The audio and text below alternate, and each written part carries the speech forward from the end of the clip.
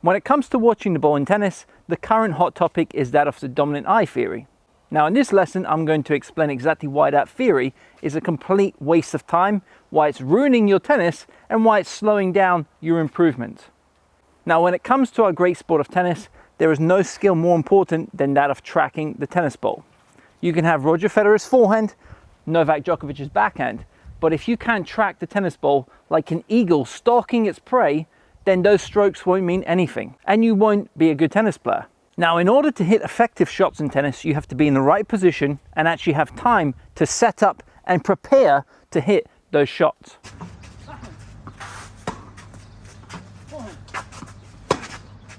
Being in the right position comes down to two main factors. Number one, tracking that ball properly, and number two, being effective at getting into the right position using good footwork and movement. But it all starts with tracking that ball correctly. You can be as quick as Alcaraz, have his speed, but that won't mean anything if you're rubbish at watching that ball because you won't know where to move into.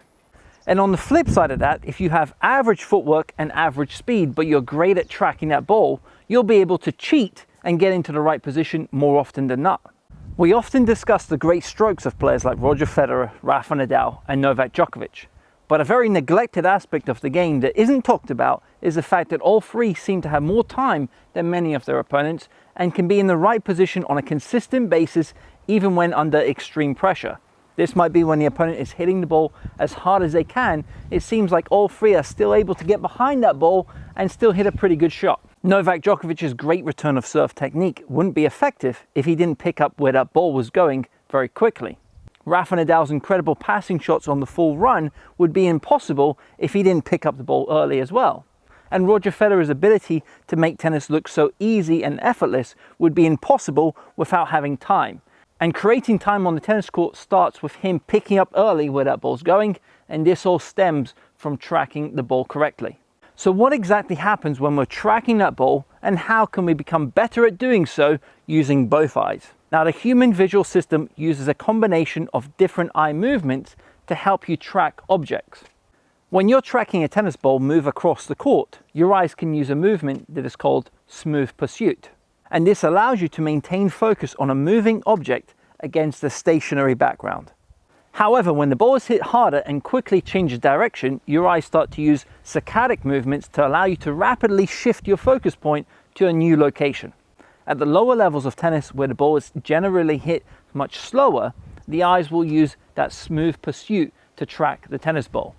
But as you progress and as you get higher up in levels of tennis, then the eyes will start having to train that saccadic movement, which allows you to then shift your point of focus quickly to those faster balls. So you're not able to actually see the ball all the way from the opponent's strings to the point of contact on your side. So you may only see 3 or 4 positions of that ball flight, but your body will then pick up where that ball's going based off mainly the trajectory of that shot. Now, the eyes can be trained to a very high degree using specific drills and exercises that will help you improve your vision and heighten that alertness and awareness of where that ball's going. Now, later on in the video, I'll show you 3 of my personal favorites that will help you improve your vision on court. Now, let's discuss the dominant eye theory in tennis. You go to a tennis coach, you pay them for a lesson, you've been struggling with your forehand, you don't feel good on it, something feels off. They feed you a couple of forehands and they tell you that you're right eye dominant, for example, and that because you're using a neutral stance, you're blocking your dominant eye from seeing the contact point correctly. So they advise you to then stop using that neutral stance and only use an open stance, because this allows you to then have that dominant eye tracking the ball. Now, for me, that is ridiculous. Our jobs as coaches should be to encourage the player to have all the options on the tennis court. This means that if they're dealing with a deep ball on their forehand, they should be able to have the open stance to actually hit that ball from that power base using the ground force.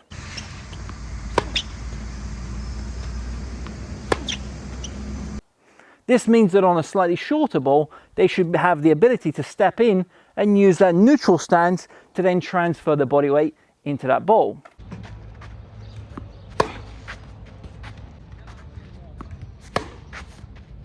So why would you limit students by telling them to avoid a certain stance because one of their eyes is slightly weaker than the other eye? Now, if you train both eyes individually, for example, you train your dominant eye and you train your less dominant eye, and you spend more time training your less dominant eye, making it stronger, eventually you'll have good vision with both eyes, and they work together in that binocular fashion, which allows you to then track that tennis ball correctly. I want my students to have the ability to hit any type of stance in any situation that they'll face on the tennis court. So why would I stop my students from using a certain stance simply because one of their eyes is slightly weaker than the other eye? My job as a coach would then be to train that slightly weaker eye, giving them some drills that actually help improve the vision, help improve the tracking of that ball with the slightly weaker eye, so that they become more level. Not to have one eye that's great at tracking the ball and one eye that's rubbish and pretty much useless. It's normal to have a slightly dominant eye, but I want my students to bring that level closer together so that both eyes can then aid in the ability to track that tennis ball. And by using single eye training exercises, I'll show you how you can actually improve the vision with your dominant eye, but also improve the vision in your weaker eye so that it becomes more level, so that both eyes are really helping you to track that ball correctly. Now I'm going to demonstrate that I can use an open stance, a neutral stance, and even a closed stance forehand with both the right eye on its own and then the left eye on its own.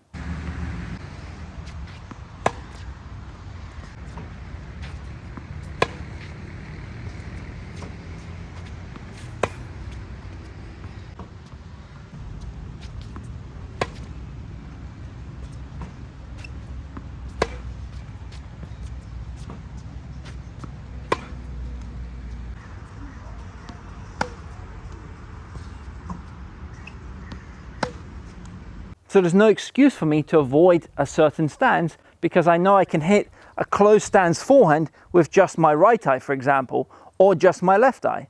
I'm also going to demonstrate this on the backhand, using both the right eye on its own and the left eye on its own.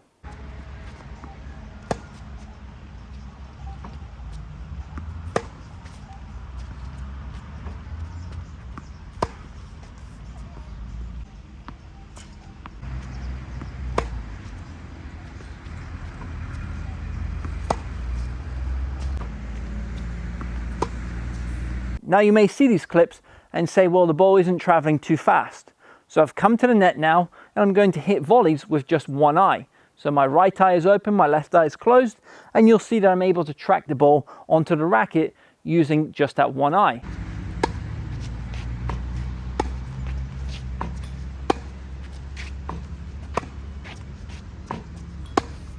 And then I'm also going to do this with my left eye, demonstrating that it's possible to play tennis with just one eye if you train your vision using the drills that we cover inside our tracking course.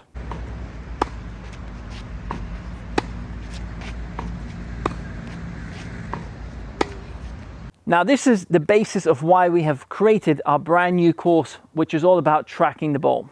Inside the course, we're going to show you drills to help you improve firstly, the basic, which is either if it's coming to your forehand or if it's coming to your backhand. The first thing your vision will pick up is which side the ball's coming to.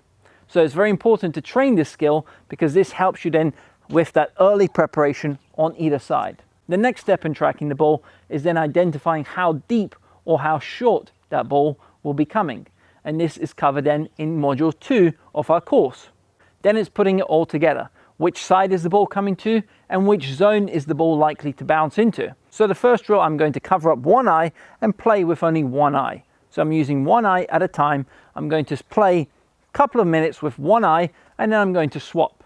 And you're going to see that when you open both eyes and you now see the ball using both eyes to track it, how much better your vision is. You feel like you're an eagle stalking its prey. You feel like you have great vision on the ball, and you'll feel how much easier it is to pick up where that ball's going because you've got both eyes working as a unit to then track the ball correctly.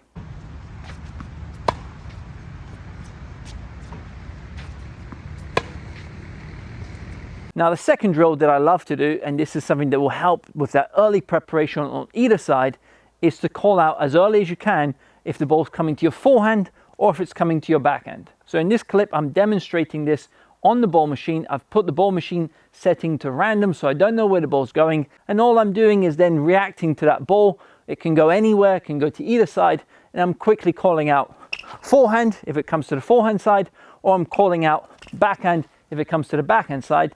And at the same time that I'm calling it out, I'm also initiating that early unit turn, that coil with the upper body.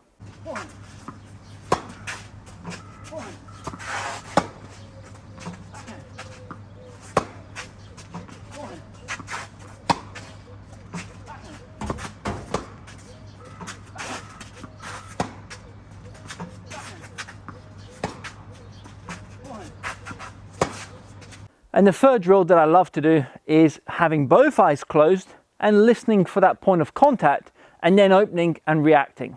You're basically taking away those first few feet of the ball flying towards you, so you're always rushed, you're always late with this drill, but when you go back to normal hitting, you'll see how much easier it is, and you'll feel like you have a massive amount of time with the ball. So I hope you've enjoyed this lesson, I hope you've learned something new, and I hope you'll use these drills to actually help you improve your tracking on the tennis court. Now, if you want more help with tracking the ball, we have an entire course based around improving your vision, based around improving your ball tracking skills on the tennis court, which will ultimately help you become a better tennis player. I'll leave the link under this video to that course. You can get full details and all the videos that will be included in that course. Now, if you have enjoyed the video, make sure you smash the like button. It really helps us out and it helps the video get shown to more players, and that's what we're all about here at Top Tennis Training. We want to help as many players in the world as we possibly can. Signing off, Coach Simon from TTT. All the best and see you soon, guys. Take care.